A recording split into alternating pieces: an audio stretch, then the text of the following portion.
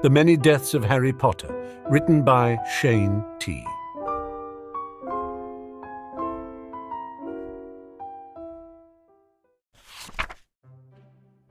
Chapter 16. Pay. For 3 days, Harry lay numb, not thinking about anything. He simply stared at the ceiling and ignored the worried sounds of Madame Pomfrey talking to the other professors. It wasn't until they began talking about sending him to St. Mungo's that Harry finally began to move again.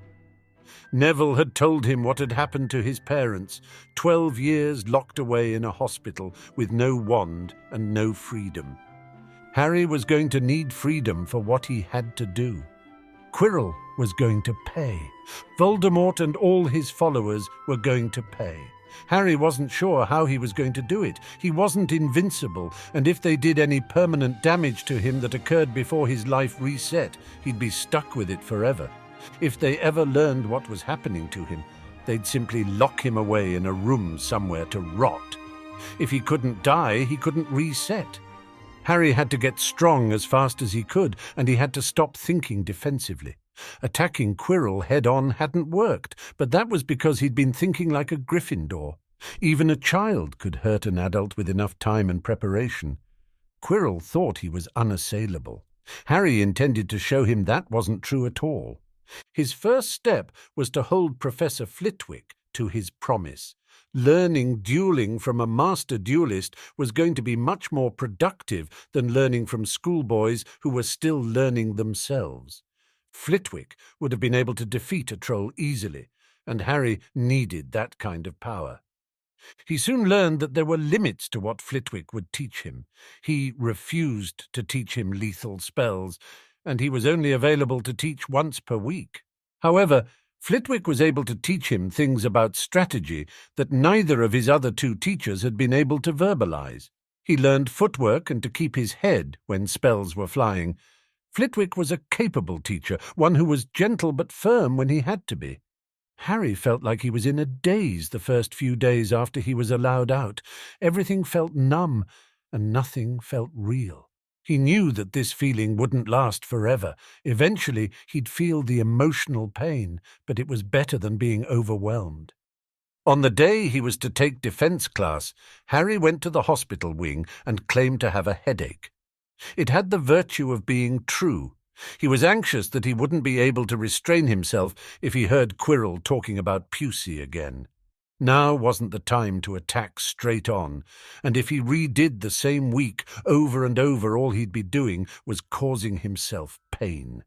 The thought that he'd train himself by just attacking Quirrell over and over again until he learned to not die was amusing. But Harry still didn't understand how the times for his reset moved forward. Every time he'd died, he repeated the same situations, but whenever he'd survived, the time frame had moved forward. Harry wasn't sure if this was a coincidence or if this was how it actually worked. By the time Quirrell's next class came around, Harry was under better control of his emotions. He comforted himself by staring at Quirrell and attempting to push his hatred through the air and into the other man's skull.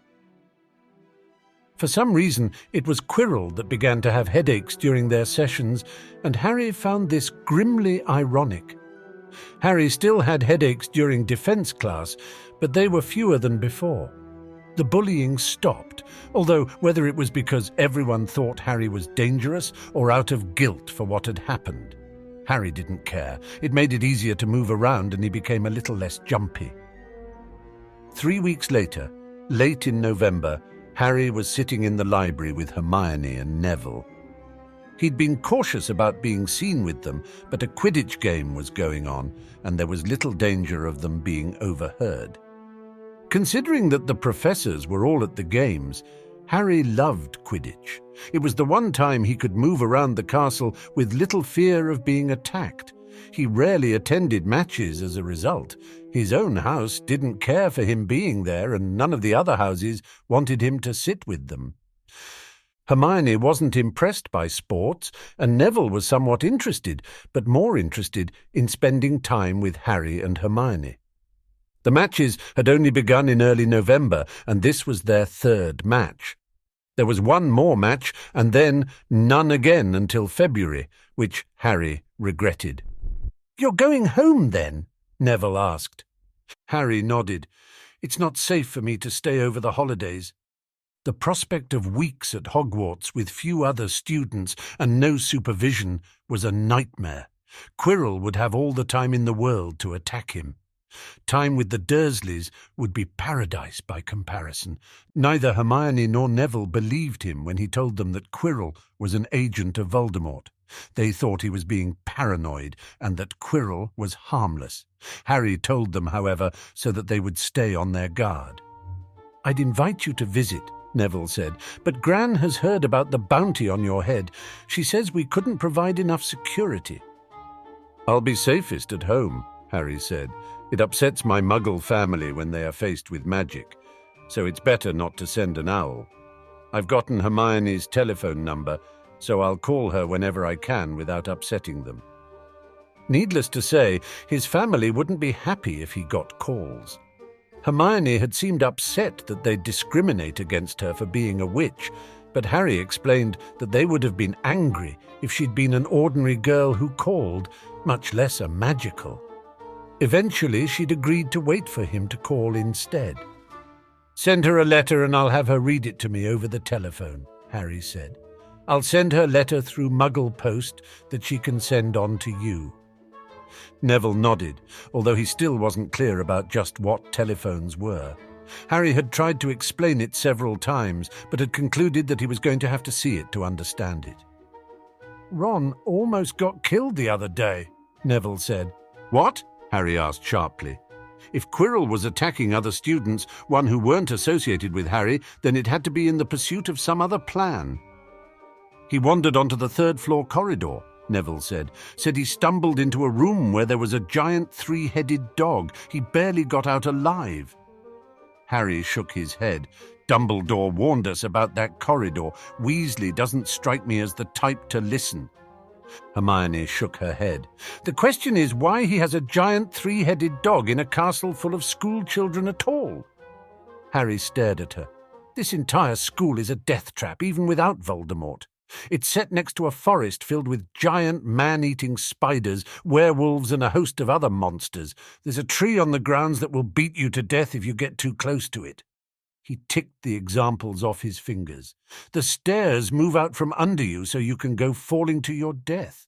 Potions class is like a class where you make bombs without a clear idea of what you are doing. I've heard older years talk about books that will bite you if you aren't careful. Every kid here has a weapon in their hands at an age when bullying is particularly terrible. With all of that, you think a three-headed dog is unusual? I'm surprised that they don't have them as dorm mascots." Hermione opened her mouth to protest, but Harry interrupted her. "What would happen to a Muggle school where even one of those things were true? They'd close it down in a day. Parents would be demanding the staff's heads, and here it's just considered part of normal business." "I hear Muggles don't have very good healing," Neville offered quietly. "And that's why wizards are so blasé about risks," Harry said. "Break an arm? They'll vanish the bone and regrow a new one overnight. Get mangled by a giant dog? There are spells." "Well, don't they have a point?" Hermione asked. "Wizards aren't nearly as vulnerable as Muggles." Harry stared at Hermione, wondering how she could have assimilated the wizarding naivete after less than 3 months. She should have still had a little Muggle caution. "They don't have magic to cure being dead," Harry said bluntly. "A student died, and here we are a few weeks later acting like nothing happened."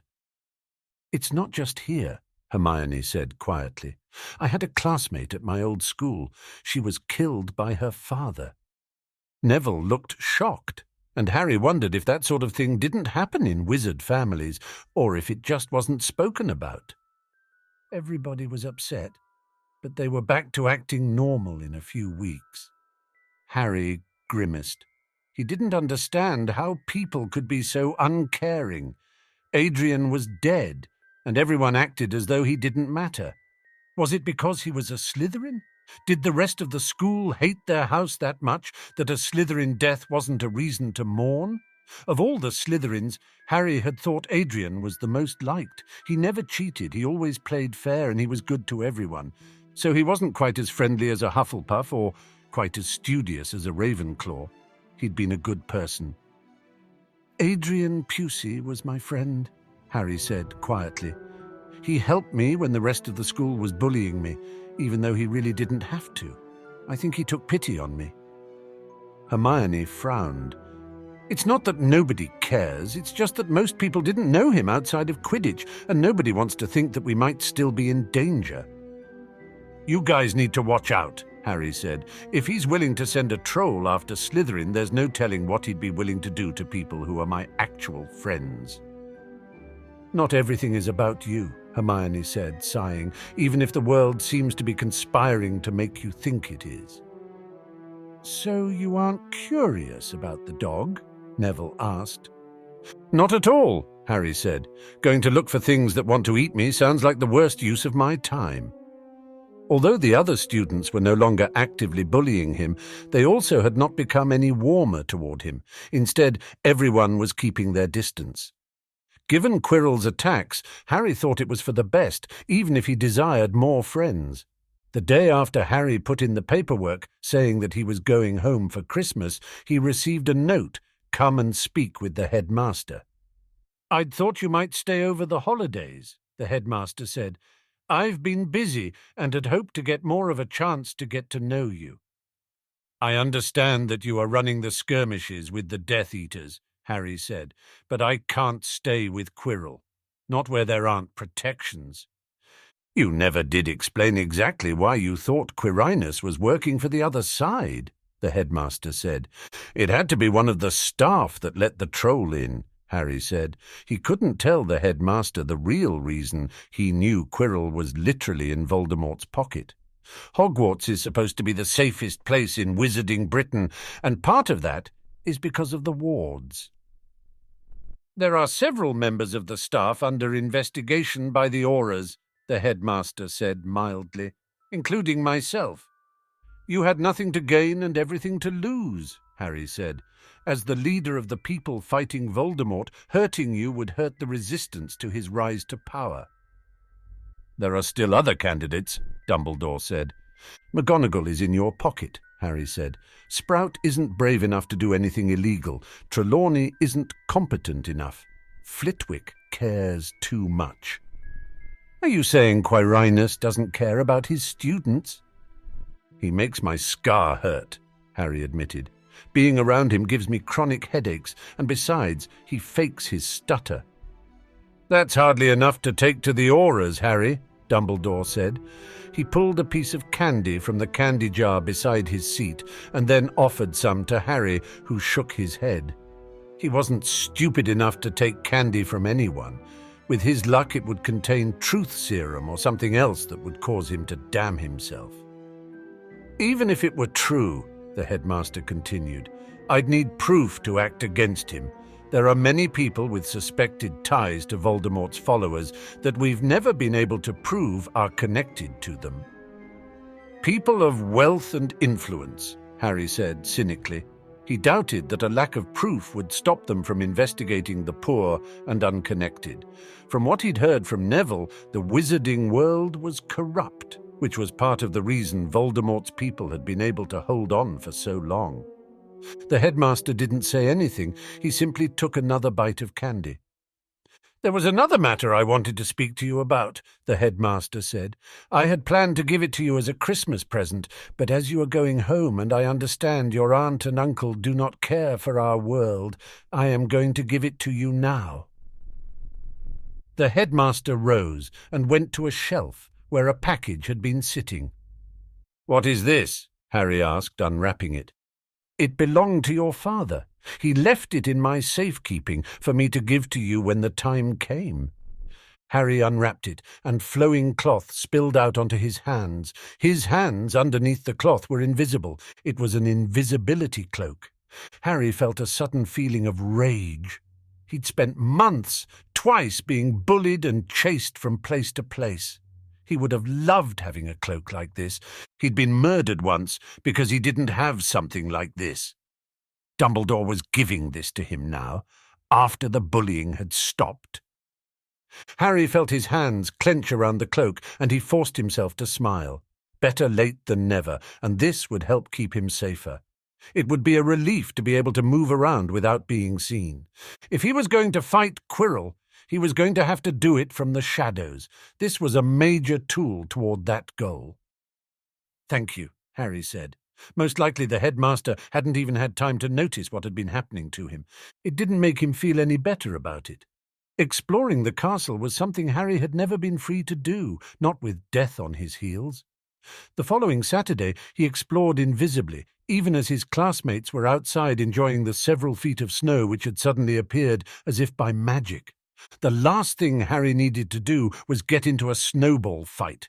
Someone would probably put a rock into one of the snowballs. Instead, he wandered the halls, carefully avoiding the third-floor corridor where Ron Weasley had almost become dog food. A casual investigation wouldn't do much good. What Harry really wanted to find was secret passages and other things that would allow him to move quickly and hide well. He wanted to find the places where he could be ambushed, or where he, in turn, could ambush someone else. He was checking classrooms when he stumbled across one with a strange mirror inside. Harry approached the mirror cautiously. Considering where he was, even inanimate objects could be dangerous. Wizards were foolish about leaving dangerous objects just lying around.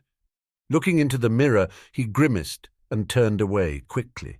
He doubted that the mirror showed the future, although he'd love to believe it did. However, he would have thought that a mirror that showed the actual future would be famous.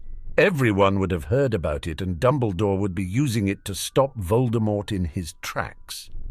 Turning, he stumbled into the headmaster. "Interesting mirror," he said. "It is, isn't it?" the headmaster said, looking down at him. "What do you think it shows?" Harry shrugged. "Nothing I didn't already know." "It shows nothing but one's deepest desire," the headmaster said quietly. "Men have been drawn to the mirror to the point of ruin for centuries." Harry scowled. Indulging in pointless fantasy had never gotten him anywhere. What the headmaster was saying was that the mirror showed nothing more than a lie. "I imagine you saw your family," the headmaster said, smiling sadly. "Those who have lost loved ones or never knew them often do." Harry shook his head. "That's not what I saw at all." The headmaster frowned. "What did you see?" "Voldemort and his followers dead, every last one," Harry said. The headmaster stared at him wordlessly, looking disquieted. Harry couldn't understand why this of all things would bother him. It was only obvious. Every bad thing in Harry's life, from his mistreatment by the Dursleys to the death of Adrian Pusey, could be laid at Voldemort's feet. Until Voldemort was dead, Harry would never be able to have a family or friends. He couldn't even see anything like that in his dreams. All that was before him was a single goal. Quirrell and Voldemort had to die.